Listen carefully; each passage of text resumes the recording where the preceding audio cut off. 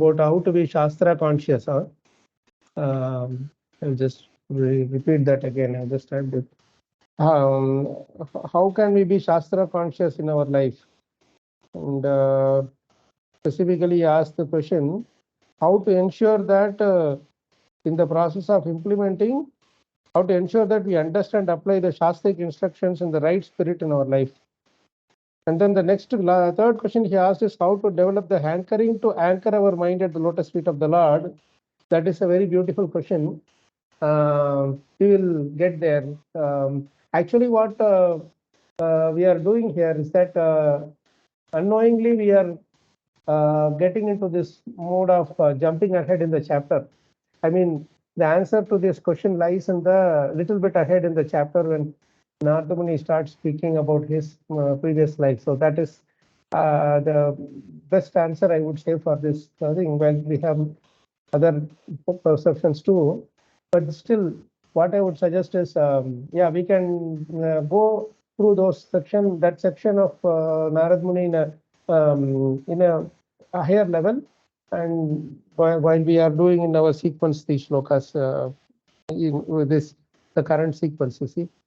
So what we will do is that we will address the second question. Of course, the first one we did discuss in our last session on Tuesday. Initially, our activities in Bhakti are enthusiastic, but later they degenerate into mechanical mode. We discussed that mechanical mode thing, right? From the 1.6.19, beautifully. I mean, I'm eternally grateful to Saraswati Prabhu and Meenakshi Mataji and each one of you who are taking turns to share the notes. Gaurav Prabhu, Rajesh Prabhu, Suresh Prabhu also shares such nice realizations.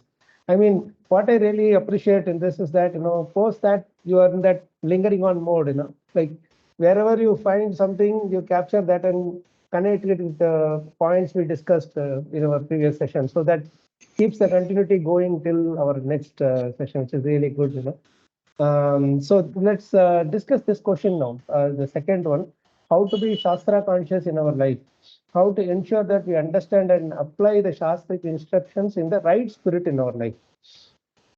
That's a beautiful question, because many times we also can read Bhagavad Gita, Bhagavatam, and other books of Srila Prabhupada with our own sincere interest. But how do we make sure that, how do we ensure that it is what we are doing it in the right way? Otherwise, we might be thinking that we are doing one thing, but it might be going in a different direction. Like Prabhupada says in this purport itself, 1.5.14 purport, that slight deviation can create havoc. Right? Havoc is a very strong word. It can completely vanquish, destroy our whole life, basically. It's even more superlative compared to destruction. A havoc is like literally throw everything into tatters. There is that. No, not 1.5.14. Yeah, therefore, Srila Vyasadeva should not have compiled any Puranas other than the Bhagavata Purana, because a slight deviation from that may create havoc for self-realization. If a slight deviation can create such havoc, then what to speak of deliberate expansion of the ideas separate from the absolute truth personality of Godhead? Deliberate expansion. This deliberate expansion of the ideas separate from the absolute truth. It's a very strong point, We should really thank Srila Prabhupada for giving us this level of warning or caution. Otherwise, so many different cults or groups are there. If you listen to them, yes, there is good in every one of those groups or communities, whatever. But you will see that there is always the lack of being grounded in the Shastras, the genuine Shastras, the bona fide Shastras. Right? That is something which is very important, because our spiritual master used to say, Shastra means Shasan. Shasan, no? We say like in kingdoms, in our constitution also, the law also has its shasan, right? So the rules of the book, the rules of the law book, we say, nobody deviates from there, right? The moment they deviate, that they know that they will be punished, or they will be punished actually, right? So the same way the law of nature is there, Krishna's rules are there for us to continue in this life. It's not like how, say, a government will say that, if you cross the red light, you'll be punished. If you do some mischief, you'll be punished. That is from a rule of the land, law of the land, basically. But Krishna is talking about the dharma in the Shastras. So Shasan means it establishes the truth very, very strongly. And the laws, the rules, in the sense, you do this, you will get this. If you don't do this, then this is your result. You cannot avoid the punishment. The difference between the law of the land and law of nature is that in law of land, you may escape getting from punished. Sometimes you can do something and you can still escape from the punishment because it's not foolproof. There are always loopholes in the law books, we say, Otherwise, why so many cheats and all these robbers are there? Literally, they steal thousands and thousands of crores, lakhs of crores, and then they still live a peaceful life, right? So there is always loopholes which they take advantage of, and they escape, basically. And an entire life has to be spent to catch them, or some of them don't get caught at all. There are many who get caught, who do the mischief, do the offense, still go scot-free. That's because of the loopholes in the laws, right? That we know very well. But Krishna's laws are not like that. You cannot simply escape Krishna's laws. And it is so perfect. And in fact, not only perfect, it is flawless, basically, because spotless. Because even if you escape in this life, in other words, we may be thinking that I'm escaping in this life, but actually we have not escaped, because that punishment is meant for us in the next life or future lives, like many cases we have seen, right? So we cannot simply escape. There's a beautiful sloka, yatha denu sahasreshu vatso gacchati mataram, tata kuru karmatum vats kartaram ati gacchati. Means the connection between the calf and the mother cow is so strong, so implicit, that if you have thousands of cows in the land and leave a calf in the middle of that group of cows, it will exactly go to its mother cow. Even though they may look very similar to us, it will exactly go and suck the udder of mother cow. Its mother. So the same way, the karma which we have done will exactly come and hit us at the right time. Exactly us only. It will not say miss the mark and go and hit someone else. Right? So that is where the karma is very, very strong. The law of karma, Krishna's law, is very strong. So we can simply not escape. And we should not also try to, we should also not try to find ways to avoid it, or workarounds. You see, the real shortcut is devotional service, bhakti. Again, if somebody says, okay, is bhakti really shortcut? So if I do bhakti, then I will escape from the karmas. That is again not a good way of thinking. Actually, as we grow more and more and more in devotional service, we will accept the reactions of the karma very gratefully. We will not question why Krishna is giving me when I am doing the karma, when I'm doing devotional service. So, like Tatyanukampam Susamikshamano, that shloka is there. And then there is this famous Sukhasya Dukhasya na kopi data paro dadati iti ku buddhi resha. I think we have discussed this in the past, in our sessions. Paro dadati iti kubuddhir, paro dadati iti kubuddhiresha. Purakritam karma sadaiva bhujyate dehin pachinistara yatvaya kritam. So, sukha se dukha se na kopi data. Nobody gives us sukha and dukkha in this world. Nobody is the cause of our sukha and dukkha. Paro dadati, others are giving it. This is how a fool thinks. Kubuddhi resha. Purakritam karma sadaiva bhujyate. Now, if I am associating with you all, or you are associating with me, with each one of us, not only me, with each one of us, it is because purakritam karma. We have something we have done in the past, due to which we are given this time and this group to associate with. Otherwise, there are so many groups to go to. Not only spiritual, so many other social, other groups are there. Why we did not go? Because our past karma and the tendency as a result of the past karma is driving us here. Same way, someone else might be doing some service in the temple. Someone else must be doing some, he must be having some recreation in some friend's party or whatever. So it all goes, purakritam karma sadaiva bhujyate. So whatever we are getting in each and every second is a result of the fruits of our karma. Fructification of our karma. No prarabdha is, the kuta, bija, sanchita, prarabdha, those several stages are there. So that is how we are getting all these things. So a real devotee, a genuine devotee will not question these things. These are all the shasans. And all these shasans are by nature, these are all there in front of us. We can understand by common sense also. So, but in order to get them, just like that, if somebody says, I take it, then it may not have a very strong impact in our life, or especially in a mass consciousness. Like say, suppose my grandmother says something, I take it, it is between me and my grandmother.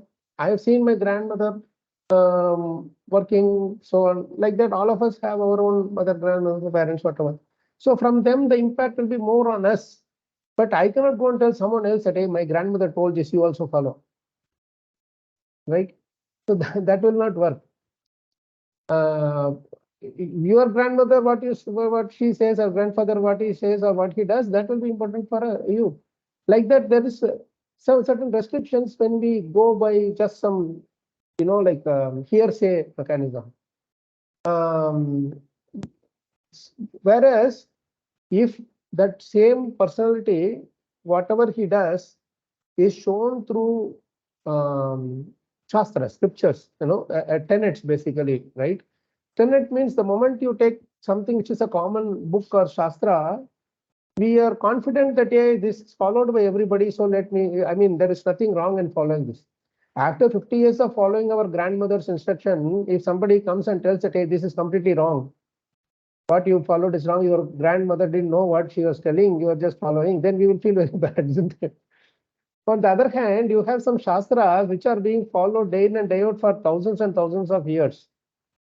Then the confidence is much higher, and the foolproof nature of this path is much deeper or higher, isn't it? It's much more foolproof than following some etc. person say. Having said that, the reverse, for example, you read something from the shastras and you are hearing that from some elderly person, saint or whatever, then it will get double confirmed, correct? The double confirmation will happen.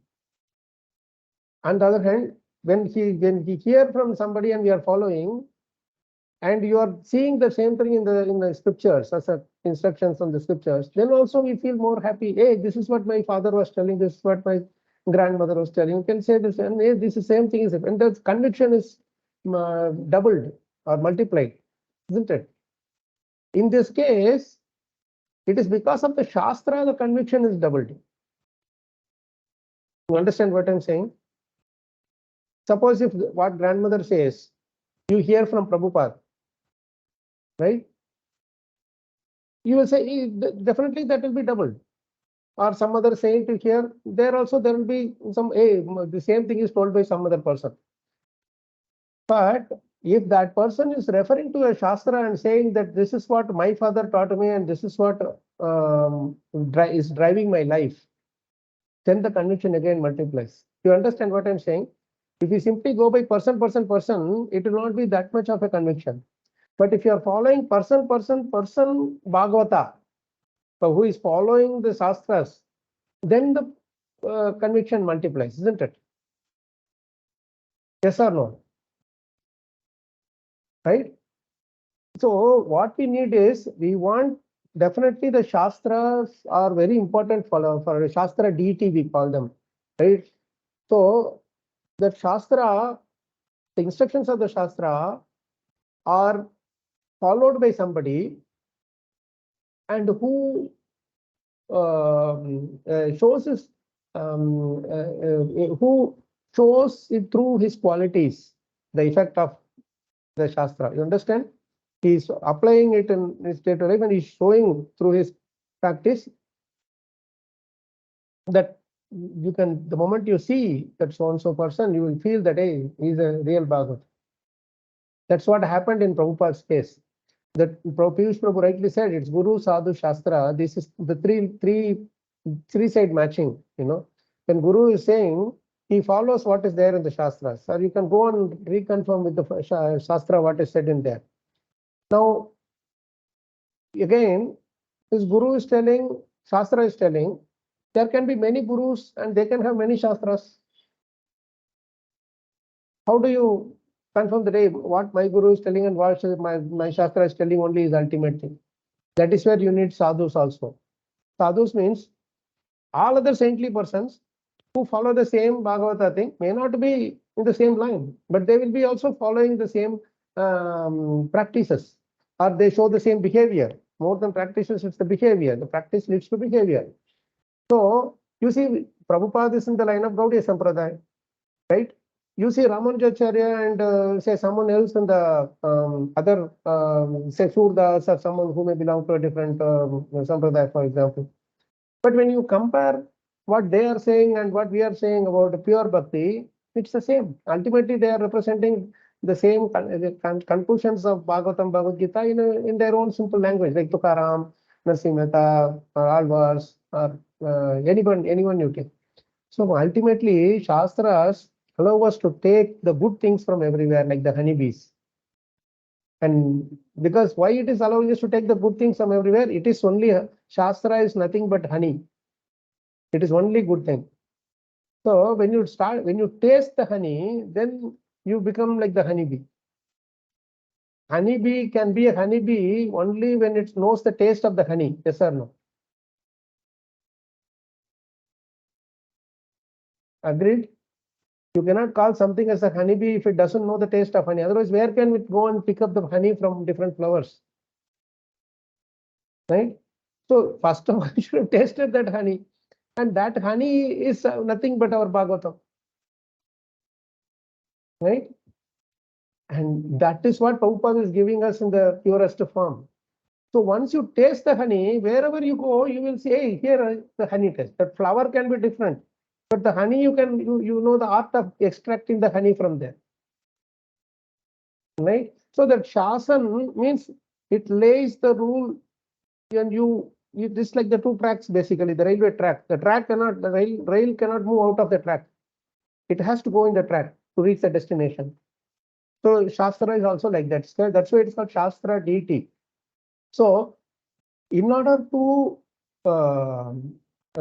ensure that we are applying it the right way, first of all, what we should do is, the first and foremost step is that we should accept Shastra. That is, when I say Shastra, we say anything and everything that is expansions of Bhagavad Gita and Bhagavatam. If it is not an expansion of the instructions or the conclusions of Bhagavad Gita and Bhagavatam, we don't consider them as bona fide Shastras. Right? Of course, our Vedas and everything, the essence is there in the form of Bhagavatam. So we don't have to go Vedas, Upanishads, Puranas. These are all come under our thing. Suppose you say hey, what about Bible? What about Quran? There also, if you have the instructions of Bhagavatam spread anywhere in that, you will that part is again pure in its way. That's why we should only see the good things in everywhere, right? So first and foremost is our Shastra is our deity. In other words, there is no difference between Krishna and our Shastra, that is Bhagavatam. Got it? We have to have that conclusion first. No question on this part at all. Only when we are 100% convinced about this particular tenet, that this particular fact, we can even move forward to the next step. Everything and anything about Bhagavatam is what do you call this? It's pure. It's in purest form. It is non-different from Krishna. Bhagavad Gita is non-different from Krishna, right? So this is, and holy names are non-different from Krishna.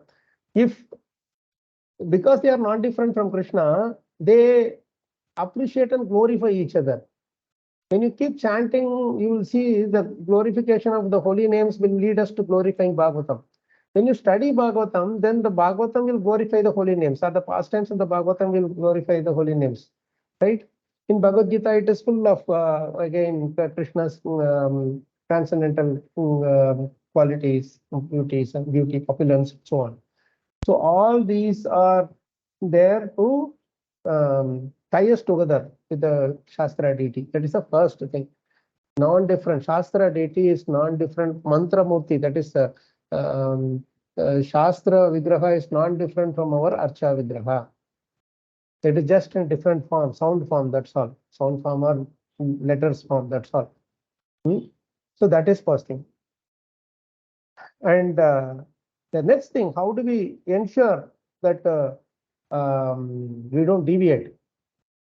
This is where we need very much the association of devotees who appreciate the value of these scriptures and follow them. This is a very important thing we should know. If somebody is first step is they see this is Krishna in book Bhagavatam and Bhagavad Gita non-different from Krishna. Then what happens naturally? The next level is they develop the taste to be always with Krishna. Somehow or other, find some time you read some shloka, try to meditate on it. Try in their own way to practice it. Right? That meditation, that Shunvan, Supatan, Vicharana Paro, these three steps happen, no? They hear or they read from the Shastra. Supatan, they reread and read studies even more scrutinizingly, and then Vicharana Paro. Vicharana Paro is where the application comes into play. Like, I mean, how do I apply this? Where does it exactly apply for me? What Parikshit Maharaj is doing, can I apply this in my day-to-day life? Is it possible to do? That is the next step. That I mean to say, those devotees who follow this Shrinvan, Supatan, Vicharana Paro stages, we have to take association of such devotees to get taste, to read again and practice again.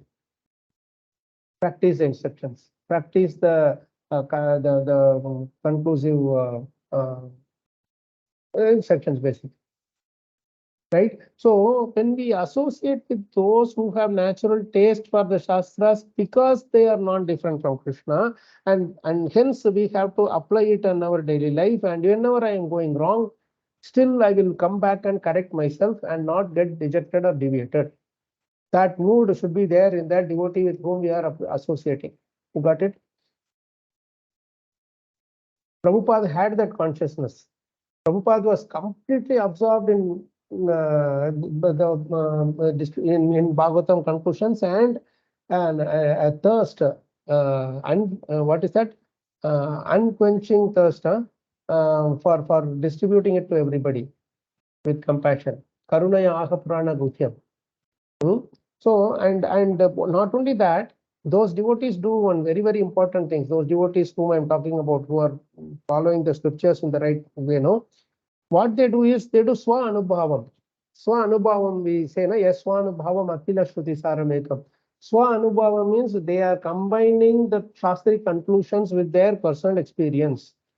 Personal experience can be like, say, today, suppose you are cleaning something and you are happy with that cleaning service, right? wherever you see Ambarish Maharaj cleaning the temple, you will appreciate it. Hey, Ambarish Maharaj was teaching us through his personal example. So how correct it is that we should also clean. Chaitanya Mahaprabhu was cleaning with his personal example, Gundicha Marjana. How nice that in all of Chaitanya Charitamrita, there is not a single place where he talks about Radharani and Krishna's confidential lila. But he's talking about Gundicha Marjana. It's just nothing but everybody knows we have to clean our homes or clean our temples. But Chaitanya Mahaprabhu still showed it in practice to see that how we should follow these instructions to clean inside and outside everything, so that our heart also becomes as clean as our surroundings, right? So these are all instructions which which they follow and practice and refine their lives by their combining the instruction with the personal experience and um, and transforming their lives. And that transformation inspires us also to follow in similar way. And that is the kind of people whom we follow. We will not deviate. We should find out such people.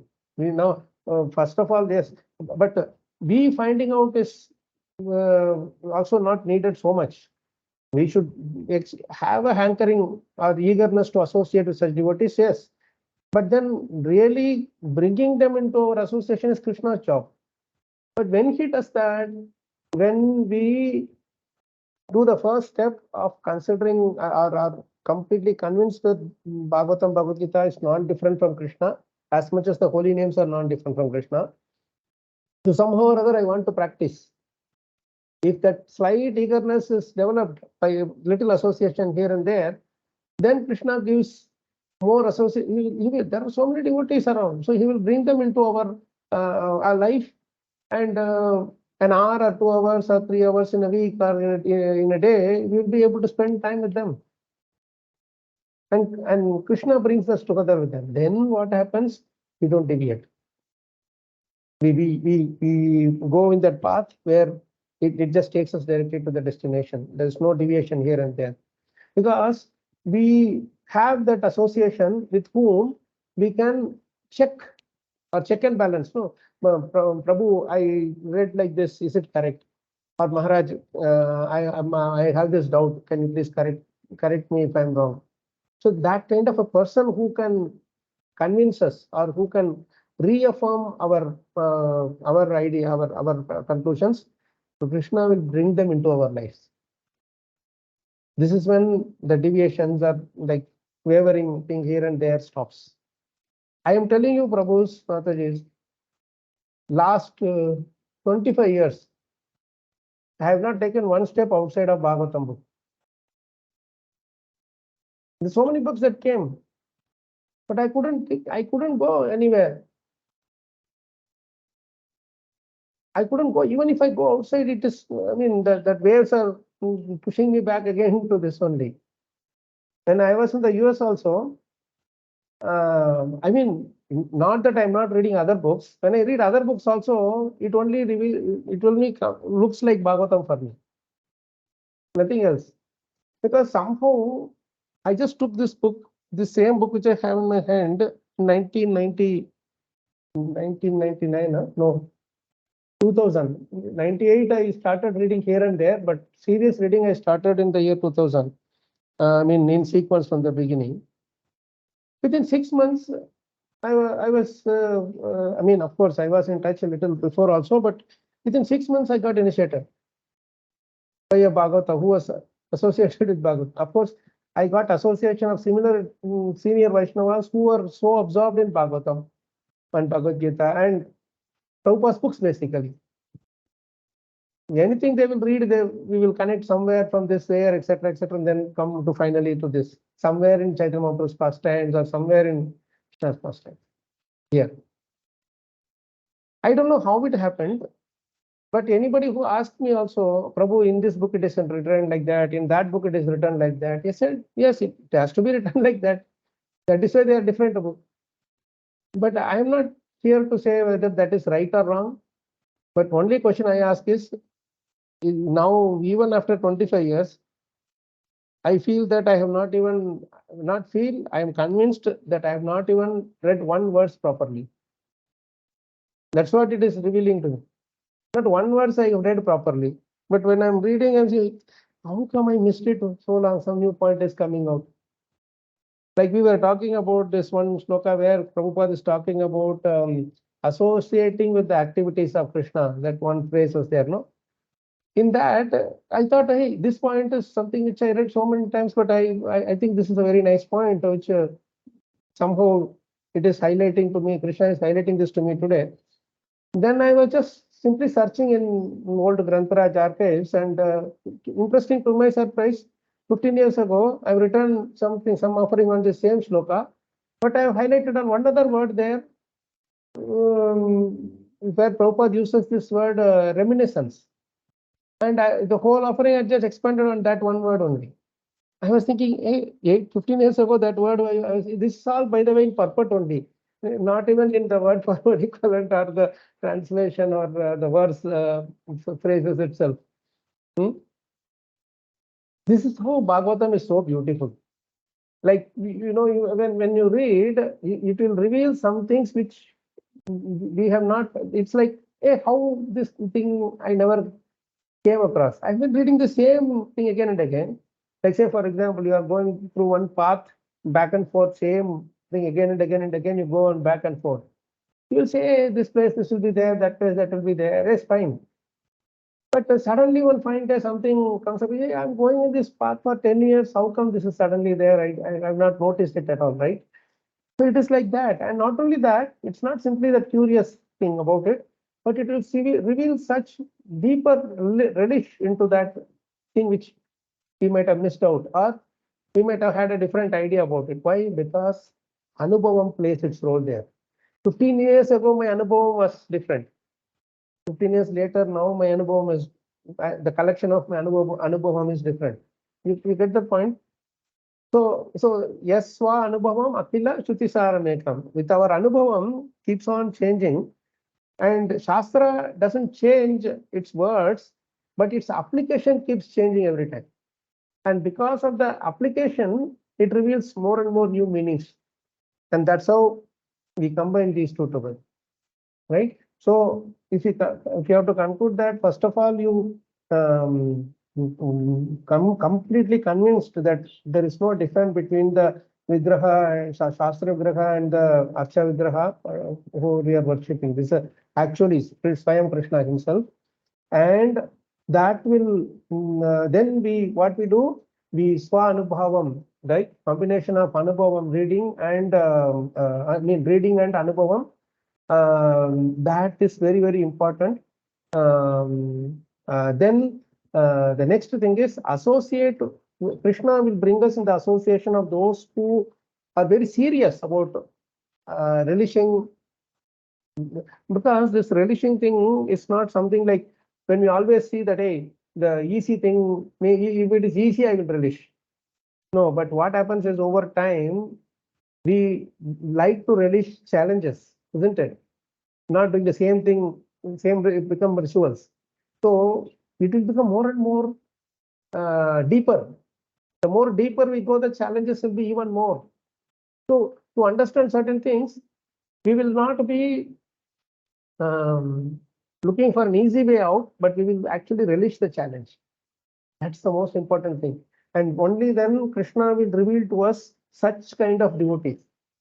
Then we will be able to appreciate the glories of the Goswamis, the associates of Chaitanya Mahaprabhu, associates of Krishna in the Vraja, or everywhere else, for example. They are all so deep in their consciousness that it's not it's not very easy for normal people to appreciate their glories. I mean, I did not start relishing from day one. Honestly speaking, those Bhagavatas whom even now I revere, and whenever I have any question, I associate with such a senior Prabhupada disciple. The first time when I was there in their program, I never really relished it. I'm talking about way back 26, 27 years ago. At that time when I was hearing them speak, After 20-30 minutes, my mind will start wavering everywhere. I will wait for the class to be over. I will get distracted. I will do something with somebody here, somebody there. I will talk to the side. These things I have done.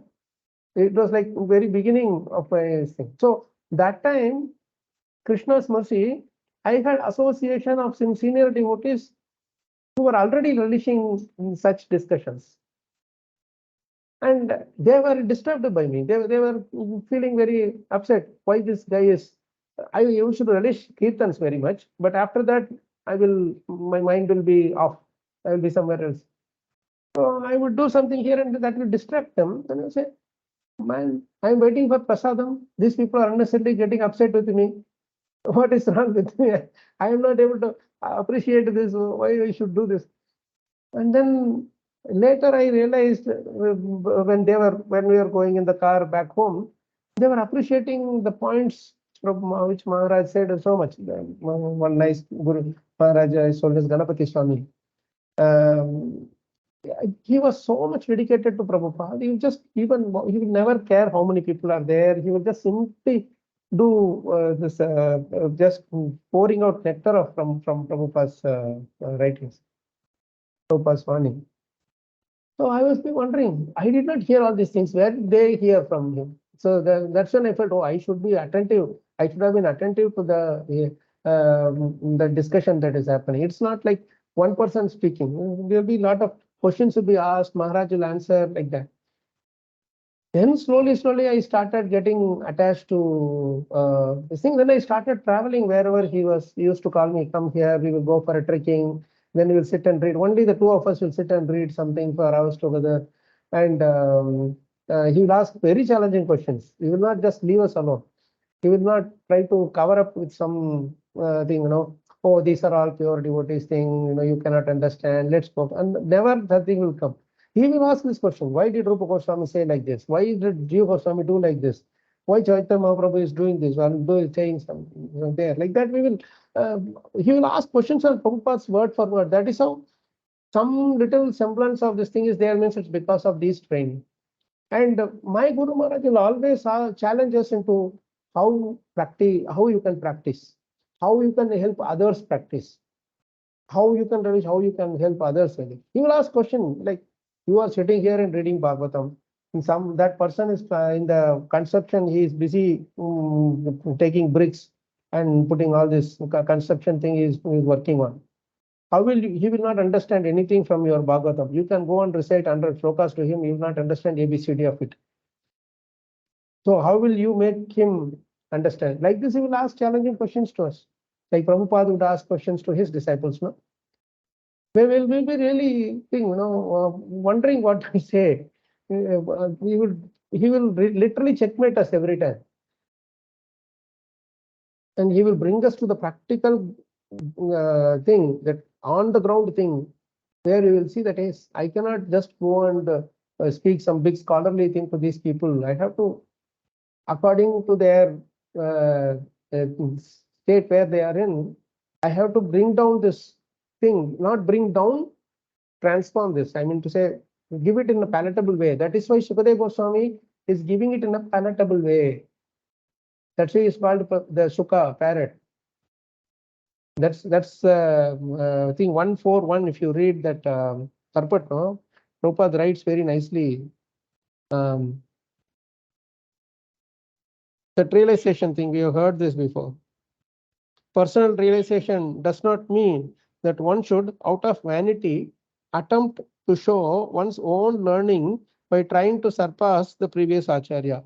He must have full confidence in the previous Acharya, and at the same time, he must realize the subject matter so nicely that he can present the matter for the particular circumstances in a suitable manner. The original purpose of the text must be maintained. No obscure meaning should be screwed out of it. Yet it should be presented in an interesting manner for the understanding of the audience. This is called realization. So yet it should be presented in an interesting manner for the understanding of the audience. This is where we have to work hard. How can a mason understand? How can a vegetable sabji mandi wala, how can he understand? Or how can someone from China or Japan will understand? we have to think through these things. That is where this presenting is very important. That's where Shukadeva Goswami is glorified. Why he is called a parrot? 113. If you see, there's in the purport, that Rasika Bhuvi Bhava covers, no? It's a beautiful small paragraph which we should really appreciate it, 113. I think 1, 2, 3, 4, 5, 6, 7, 8, 9. Ninth paragraph. In Sanskrit, the parrot is also known as shuka. When a ripened fruit is cut by the red beaks of such birds, its sweet flavor is enhanced. The Vedic fruit, which is mature and ripe in knowledge, is spoken through the lips of Srila Sukadeva Goswami, who is compared to the parrot not for his ability to recite the Bhagavatam exactly as he heard it from his learned father, but for his ability to present the work in a manner that would appeal to all classes of men. This is the golden words. Very important to understand why Sukadeva Goswami was appreciated so much. Because he was able to, his ability to present the work in a manner that would appeal to all classes of men. Even now we are reading only what he spoke to Parikshit Maharaj. We have not heard anything where he spoke to some other XYZ Rishi or some other king or whoever. There is no record of that. Correct? But still we are able to release it. Why there are classes in Africa, China, Japan, America, everywhere classes are going on in all languages. To date, if you look into any community or society or whatever in this world, only in Prabhupada's movement, maximum number of Bhagavatam classes in maximum number of languages is going on daily basis. Yes or no? You want to have Spanish class, you have Spanish class. You want to have Japanese, you want to have Chinese, you want to have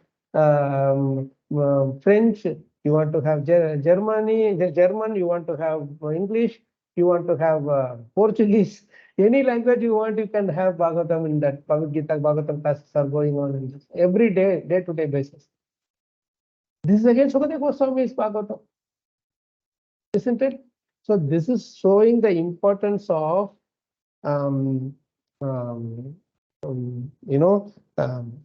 following those who, following those who are relishing Prabhupada's commentary, where he presents things so nicely that it appeals to all classes of men immediately.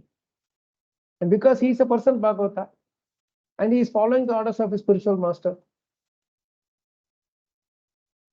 these are all the things where it comes to that Shastra, how to be sure that we are in the right track of following the Shastric conclusions. I may take something out here, something out there. No, contemplation is what will help, and Swa-Anubhavam will help. If I take wrong conclusion, right? If I apply it in my life, right? It can go wrong. It can go wrong because of two reasons. One is because of my wrong understanding. Or second way, it can go wrong because of my wrong application. Correct? There is no way it will go wrong because of the wrong instruction. The instruction is not wrong. Instruction is correct only. Be Shanta, be peaceful is an instruction which is very straightforward.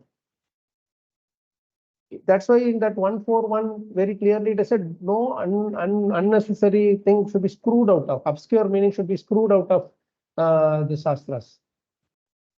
You should take the straightforward meaning, but it should be presented in a palatable way, easily in a readable way. And that's where we take the help of previous acharyas, Prabhupada, our Guru. Very simple.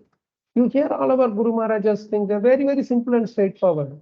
But it appeals so then. Why? Because they have applied in their life and they are so pure in their heart. That is why it is very much appealing. Prabhupada is appealing because he is very pure in his heart and he has applied it 100% with full faith in all the previous acharyas and spiritual master. So that's 141, 141 purport, 113 purport. These two we should include this in our answer to this. And of course, 1, 2, 3 shloka, Yasvana Bhava Makila Shruti Saranekam, that shloka also should. And there are quite a few other shlokas also later in the 11th canto. I will share those in the WhatsApp, or maybe, those things also will help very much. Why, where Krishna is insisting on Shastra within. In Bhagavad Gita itself, Krishna is telling in the 16th chapter, last verse, I think Arjuna is asking this question, or Krishna is saying, and then the 17th chapter, very first shloka, Ye Shastra Vidhi Mutsajjan, Ye Shastra Vidhi Mutsajjan, Vartate Kamaka Artha, that shloka is there, where Krishna is highlighting in the importance of Shastras. How to follow Shastras and how important is instructions of the Shastras. Okay, I know, sir, some hands that were raised in between. I was in a flow, so I could not stop and hear from you. Can we hear from you all? Each one of you. I had a question, Prabhuji. Can I ask? Yes, Prabhu? yes, Prabhuji, please go ahead. Prabhu, while you were mentioning what we are all experiencing is the result of our karma. So the devotional practices that we are following is also the result of karma, Prabhu, or as we say, it is because of the causeless mercy. Bhakti is the cause of bhakti. Life comes from life, bhakti comes from bhakti. This is the conclusion. I've heard it many times. Whatever karma we are talking about is also Ajnata Sukruti, which we would have done, or unknowingly we would have associated with a devotee. So that is a little bit semblance of that was there, that unknowingly we might have done something and which would have caused this. Bhakti is never a result of karma. So that is why when Krishna says Sarva Dharman Parityaja, one of the devotees asked this question to Maharaj, Banu Maharaj. He asked Maharaj, if we have to give up all dharma, then we can give bhakti dharma also. We can give up bhakti dharma also. What to speak of that? Then Maharaj said, no, it doesn't indicate bhakti dharma. Then you can as well go and jump into the ocean which is nearby from here. When you say bhakti dharma doesn't come under your samanya dharma, no? The samanya, the laukiki dharma we call, right? This worldly dharmas. That is what he wants us to give up. Not bhakti, because bhakti is not part of this world. Bhakti is the only thing that is not part of this world. Yeah, and dharma can be in, said in different contexts, right? It can be duty also. It can be the actual dharma also. And yeah. And one more thing I want to share, Prabhuji, just related to our discussion. So the thing is, as we were discussing in the starting, you were mentioning about you as per the karma way we get the result, but and you were comparing it with the Bible and Quran also in between. So, one lecture I was hearing very nicely, it was mentioning like the scriptures that we follow are so broad that if somebody even doesn't follow and then they do good karma, it happens good to them. But come again. What is that last line? So even if somebody doesn't is not dharmic as such, is not following the dharmic way of living as we are doing, Prabhu, chanting and all the bhaktis. You mean the other groups or other societies, communities, religious communities? Do good, be good kind of people. They're not following Krishna or they're not following Bhagavad Gita, but they believe in do good, be good. But other places it is they say that if you don't follow us, you're doomed. It is like that. But the Bhagavatam and Bhagavad Gita doesn't say that. Yeah. You don't follow us, you are doomed. Bhagavatam doesn't say that you are doomed, but actually we are doomed if you don't follow. It doesn't say that. But whereas the other group, the other religious groups may say that, But Bhagavatam itself says one thing, Prabhu, that you should not unnecessarily differentiate between good Shastra, bad Shastra, this, everything. So there is one place in Bhagavatam in the 11th canto where Uddhava is asking about who is rich, who is poor, who is ugly, who is beautiful, and like that many questions he asks. So Krishna answers all these things. And finally he says that continuously thinking this is good, this is bad is also bad, because you are wasting your time unnecessarily. This is good, this is bad, this is good, this is bad, like that, thinking like that. So that also is a bad quality, continuously thinking what is good and what is bad. There's no need to think like that. Also, Prabhu, Hare Krishna, Yes, I would Prabhu. like to add here, this is another proven point, like Bhagavad Gita, Bhagavatam talks about only good. There is no bad. There's no bad. Provided Also, we, there to is the no degree we point are of good. knowing what is bad. No, I mean, what I'm saying, what Bhagavatam says, to the degree you become good at your heart, to that degree in this world, everything will appear to be good to you. Not only in relation to you, in relation to everything else, because we are, the moment we find the connection with Krishna, our connection with Krishna and everything else's connection with Krishna, everything will appear good to us. The only problem is that we are not able to find that connection with Krishna. In order to find the connection of all other things with Krishna, first of all, we should fix our connection with Krishna. We should be fixed in our connection with Krishna, and that is where we are missing. We are connecting with modes all the time. We are identifying. When the moment you connect with Krishna, modes will not touch us. Mam chayo avyabhicharina bhakti yogena sevate sagunan samati tyajan brahma bhuyaya kalpate. It surpasses all the modes. Right? I will share that verse also. Please remind me. That verse also I will share, where Krishna says, don't unnecessarily waste your time in finding what is good, what is bad, what is good, what is bad in this world. Because in this world, wherever there is, you are not able to find a connection with Krishna, it is bad. Wherever you are able to find a connection, you find that connection with Krishna, it is good. That's why, what is that? Our Vyasadev's Bhakti Yogena Manasi Samyak Pranigite Amale Apashyat Purusham Purnam. Those two, three shlokas are there, no? 1, 7, 3, 4, 5, 6, I think. Samyak Pranigite Amale Apashyat Purusham Purnam Mayam Chatad Apashyare. Yeah, and that in the each one of these verses, Prabhupada will translate Bhakti Yoga as a linking process, linking process, linking process. You will see that. So the linking with Krishna, the process of linking with Krishna, that is what is called Bhakti, nothing else.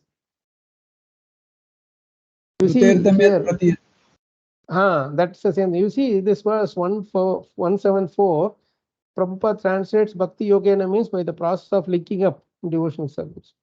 And then Anatha Pasamam Shaktat Bhakti Yoga Madhokshaje, that Bhakti Yoga also the linking process of devotional service. And then in the next one, he is saying feelings of devotional service. This is a different one. So this 174 and 176, in both these verses, Prabhupada translates Bhakti Yoga as a linking process. So finding the link is the most important, vital thing there. Sir, Srividya Mataji? Sorry, you raised your hand for some time. Yes, Prabhuji. Yes, I just wanted to share an experience about, you said seeing good in people. So recently, one Mataji told me that the people you're going to meet, a group of people, they are very nice people, they are very good at heart. So she was describing like that. So I was very eager to meet them.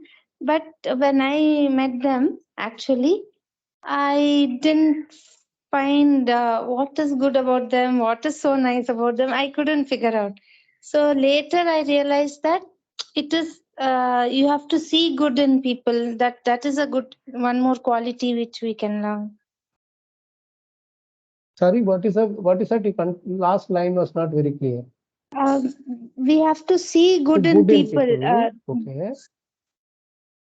That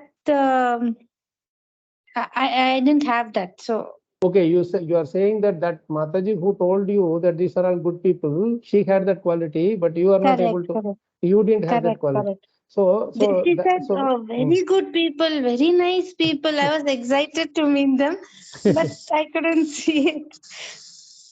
Yeah. Well, sometimes they can say good from the point of view of how good they are to us, right? It can be like self-centric good also. Like I can say, oh, you people are all listening very attentively. You are good to me. That's so you are good. So that is very selfish good, right? So that's why when you see not that way. She didn't mean it that way. She didn't mean it that way. No, what I'm saying is, in general, we can't. There can be a misplaced this good thing also. But you saw one interesting thing there when you said this point, that in order to see good in others, we should learn to see bad in ourselves. If you see good in others and you see only good in yourself, you cannot continue to see good in others, because you saw that quality in her and you saw that that quality is not in you, even though it is, that it's just a feeling. It cannot be that you don't have it, but just that kripa, like last week also we discussed this phrase, no, kripa bhahi tab janiye jab dikhe apna dosh, right? The completeness of that mercy is there only when we see the fault in ourselves. Like Yudhishthira Maharaj was able to see, he was asked to go and find out fault with the most worst person, correct? He came back empty-handed. Why? Because he was able to see only good in everybody, and then he was able to see only bad in himself. I mean to say that particular quality, if I assume that I also have that quality, then there is no scope for improvement. When I say bad, it need not be bad quality alone. Like even that good quality is less in me, more in him or her, correct? Or the other person is more humble than me. The other person is more tolerant than me. That itself is, is good enough for us to improve, isn't it?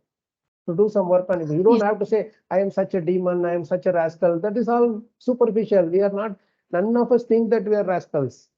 Every one of us think that we are intelligent people. We are good people. We are much better than others. So instead of thinking that I am better than the other person, if we somehow or other get in our life that others are better than me, as others are better, have better good qualities than me, I have more reasons to improve, then we can. That's what has happened to you. You probably saw that other person to be that Mataji to be much better than you, just because of our humility. Right? Yes, Prabhuji. That's important. Thank you, Mataji. That's a very good point to share. Any other thoughts? Any other questions? Anyone else? Gaurav Prabhu is so fine. Surprisingly, Shiva Prabhu is keeping quiet.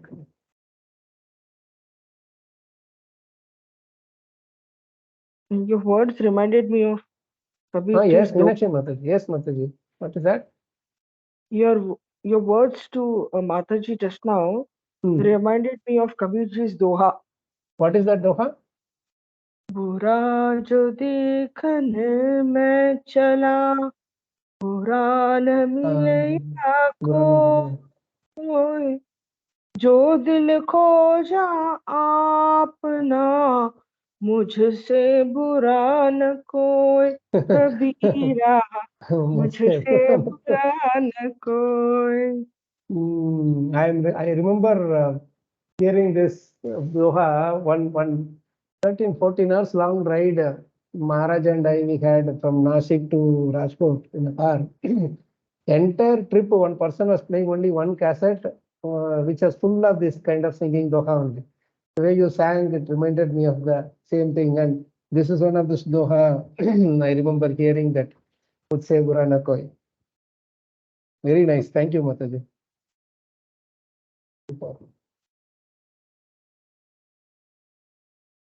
So nice, This is how actually Maharaj didn't say anything like.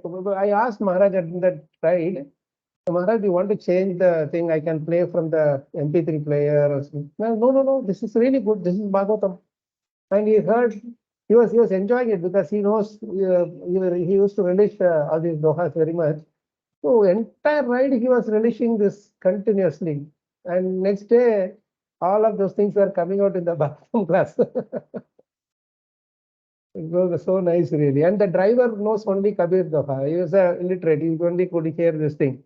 So Maharaj is appreciating that driver like anything. It was really glorifying him. And you are a really Bhakta driver. So imagine 14 hours listening to one cassette only all the way. So this is how Mahabharata's transform our lives. I'm still thinking what would be my state of existence if I have not come across Prabhupada and many of his sincere Mahajanas, like very elevated, exalted devotees. I'm still thinking that I would have been lost, continuously criticizing and talking about everybody. What will be the output of that? What will be the outcome of that? Nothing really, except my own destruction. Nothing is an outcome. There's no time for us to waste here. And Maharaj used to, that's why he will always say simple things, which is easy for us to, no criticism, apaishuna, no fault finding. So very, very important to follow. Suresh Prabhu? Prabhuji, you are on mute. Prabhuji, the Yes, height of humility is our Acharyas, Shadu Goswami, especially Sanatana Goswami, that his verse that says that Nicha Jati, Nicha Sangi, Patita Adhama, Hu Vishay Kupe Padi Gona Yunu Janam. Yeah. They could win the heart of Lord, showing their humility and their how low at level they are. Surrender and at the feet of lotus feet of the Lord. Yeah. Sanatana Goswami, very, very beautiful thing. I was so much inspired by these verses, Prabhu. When we go through these great souls, great Mahatmas in Chaitanya Charitamrita, or their life histories you can read. You get back to Bhagavatam and see this Bhagavatam is a manifestation of their austerity and humility. If not for their austerity, how many Shastras they have written? If you go to Vrindavan, that Grantha Samadhi is there. When you write one book, I feel so elated and I'm walking in the sky. They have written so many books, and then they were worried that this may be misused by the atheistic rulers, and they put all of them in a samadhi and buried it. Who will do that? Spend so much time writing, meditating, contemplating, just for put it inside. without any facility. Yeah, without any. I mean, in spite of the fact that so many books are buried and still some of them only were remaining, we are not able to get to even to the beyond that surfacial level for some of their books as well.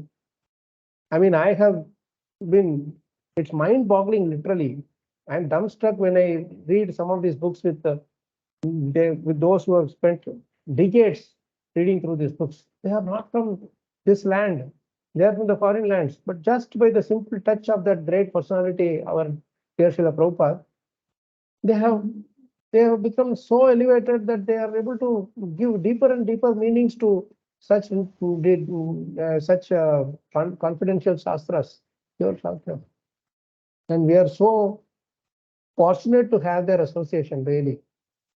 And that's where I see time and again that, yes, we go say, Maharaj, how can I serve you? I can cook this for you. I can do this for you. I can take you for a ride, etc., etc. It's fine.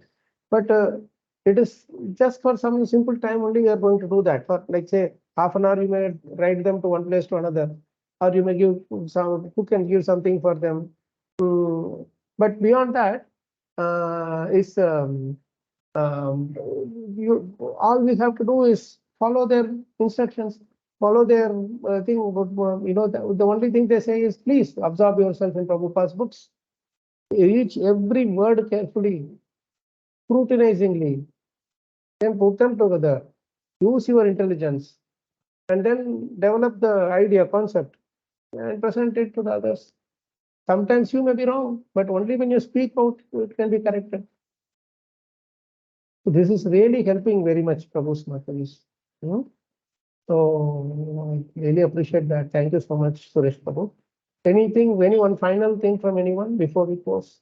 I'm sorry, we covered only one question of Chanchalapati. I mean, all of you should curse Chanchalapati Prabhu for asking these questions. I mean, transcendentally curse, because we are able to go deeper and deeper because of that, and we are still stuck. We have to. I mean, this is no way to discourage anyone from asking questions. I'm just telling in a jest, but the thing is, because of him, we have been able to go such deeper into the Shastras and discuss so nicely. Really, this is mercy of Srila Prabhupada.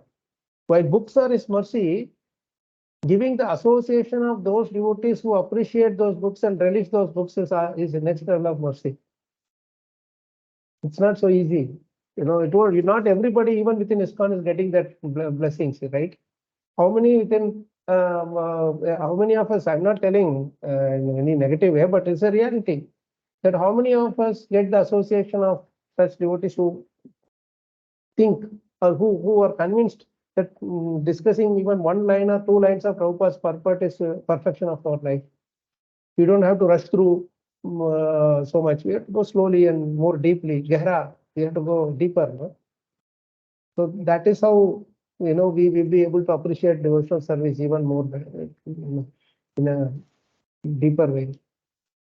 Thank you so much, Prabhu Mataji. Actually, yes, Prabhuji. Chanchalapati is our Shavana Kṛṣṇa. Yeah. Really, the Shavana Kṛṣṇa. Or even Parikshit Maharaj also asking questions for all our. Really, he is doing such a great benefit to me too, because as I'm contemplating on that, even when talking, we get nice linking thing coming from all other ways by all your mercy. So next question we will have to cover through the discussion of that particular pastime. So what I would suggest is, as we go along, within the very next few shlokas, we will get into the pastime of Narada Muni's previous lifetime as the son of the maidservant.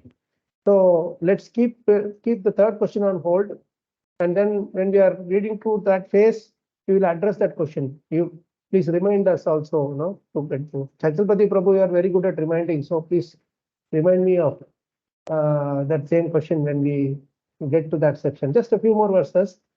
We haven't even gone to, another 3, 4, 5 verses, and then he will start, right?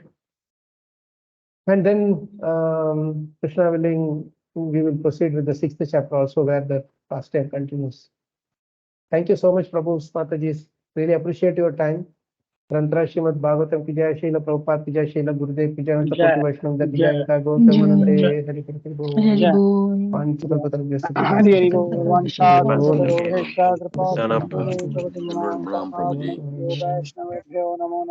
Vancha Kalpataru Vishnu Kripa